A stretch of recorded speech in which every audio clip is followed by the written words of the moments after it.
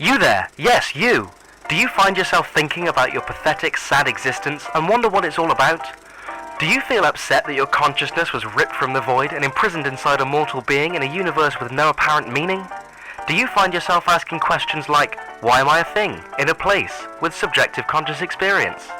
If any of this sounds familiar, then you, my friend, are in luck.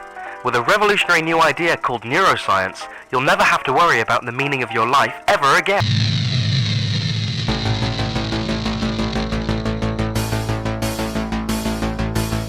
We generally think that as we expand our scientific knowledge about the world, human lives will be improved.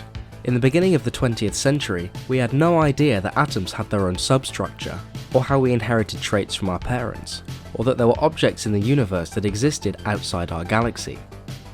Newton's theory of gravity had not yet been superseded by Einstein's, and concepts such as dark matter were still waiting to be discovered decades into the future. Not only have these discoveries been crucial in understanding the world we find ourselves living in, but they've also made possible certain technologies that are now essential to our everyday lives. The first computers in the 1940s paved the way for space exploration and advancements in medicine.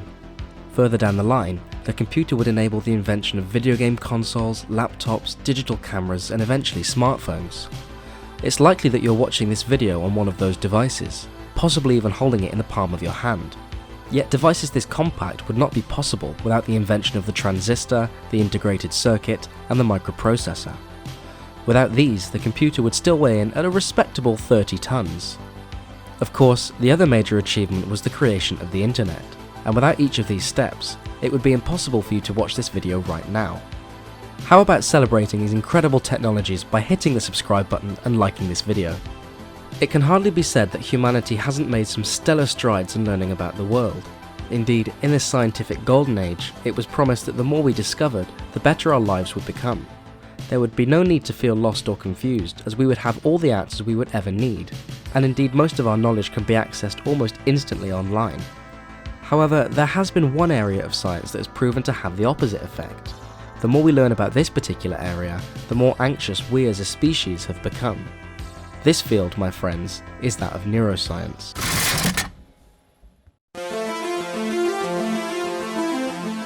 Existentialisms in general have certain characteristics. Firstly, they recognize an anxiety and attempt to examine its cause.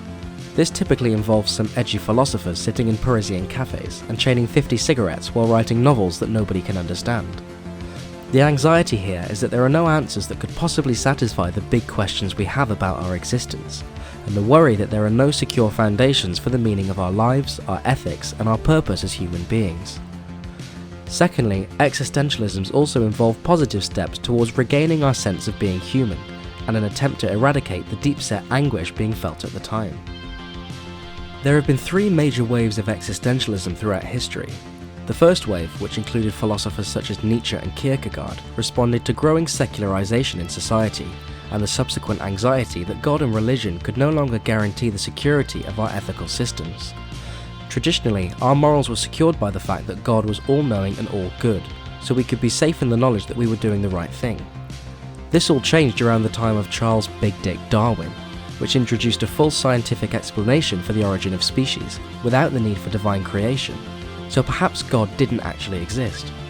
With nothing to secure our morals, we became anxious over what exactly was the right thing to do, and the first wave of existentialism was born. But things progressed, and after an analysis of this anxiety, we took the steps towards defeating it by creating our own ethical systems. We decided that there could be moral good in a secular society, just as there could be in a religious one. The second wave, which included philosophers like Camus and Sartre, was born in response to the Second World War, and more specifically to the atrocities that humans were capable of creating.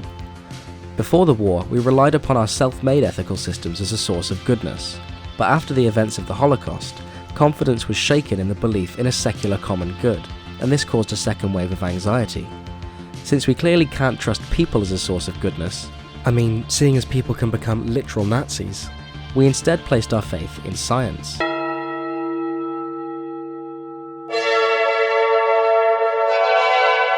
So what is neuroexistentialism? Essentially, it's the same message that Darwin wrote about, just being shouted at us through the megaphone of modern scientific detail. Humans are simply animals, science tells us. Not some fraction animal, but animal through and through, and we actually share vast quantities of our DNA with the other animals on the Earth. We share about 99% of our DNA with chimpanzees, about 90% with cats, and about 85% with mice. Even more shocking than this, we share about 60% of our DNA with fruit flies and about 40% with bananas. So the next time you're lying awake thinking about that awkward conversation you had 7 years ago, just blame the 40% of you that's shared with a bendy yellow fruit. In discovering more and more about the brain, neuroscience removes the last remnants of thought that we're somehow different and that we have an immaterial soul or mind. If we can explain our entire subjective experience in terms of brain processes, as modern neuroscience suggests that we can, then neuroscience simply has no need for such things. Neuroscience then becomes an existential anxiety machine, where the input is mystery and the output is dread. The mind is just the brain. There's no such thing as non-physical consciousness, and when brain function ceases, so do all conscious processes, so death really is the end of everything. All we are is the result of physical matter organising itself in a particular way that happens to bring about chemical processes that we perceive consciously. In other words, this is my average stream of thought on a Thursday afternoon.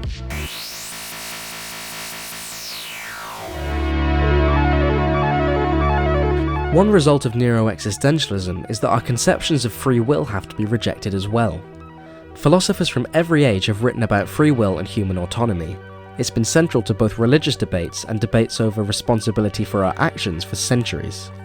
Interestingly, free will was also central to second-wave existentialists like Sartre, so much so that he thought we are condemned to be free.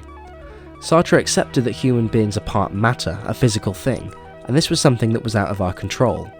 But importantly, we're also conscious and fluid, and this consciousness is the source of our radical freedom. We're free in every action that we make, and it's our responsibility under this freedom to create a meaning for ourselves. Even though there was no religious authority for Sartre, our anxiety can be settled if we freely chose what kind of person we want to be.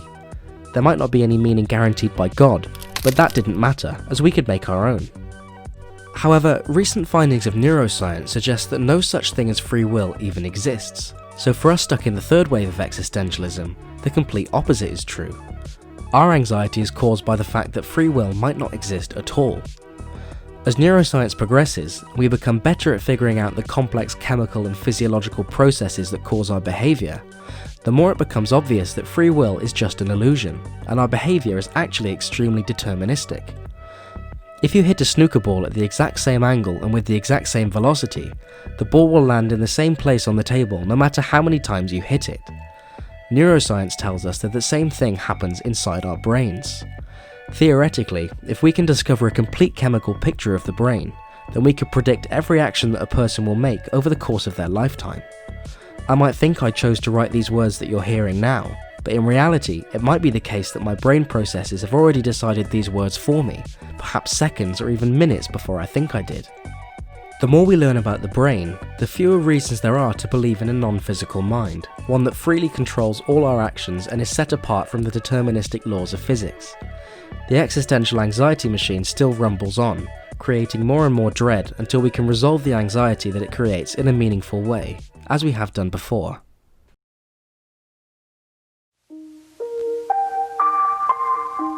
So where does all this leave us? We've gone pretty in depth with the anxieties that the third wave has caused, but what about that important second aspect of existentialism, the positive steps taken to regain our sense of being human again? Well, there's an important question that we all need to ask ourselves before we can give an answer. How can we use the discoveries of neuroscience in combination with our concern over the meaning of our lives, and from this make a completely new picture of humanity, one that's true and one that frees us from the problems we face under the current picture? Most importantly, this picture needs to accommodate humans as meaning makers. You might have noticed that "Make Your Meaning" is the tagline for this channel, and that's because it's something I think is central to all of our lives. It's the acceptance that even though there might not be a transcendent meaning to life on this little dot in space, that doesn't mean we can't create our own anyway. We can take the wreckage that previous generations have left us with and fashion something new out of it, something completely different, something that doesn't borrow from anything else that we've ever seen. What threat remains when we've banished meaninglessness into the dark and taken responsibility for creating meaning ourselves? It's something you can start today, in every little thing that you do, and the person that succeeds may well be the most powerful thing in the universe. Yes, the modern sciences might seem like an existential anxiety machine, constantly manufacturing new things for us to be concerned about. But always remember, the power to switch off the machine and start making meaning for yourself is in your hands. Thank you very much for watching, peace and love, and I'll see you in the next video.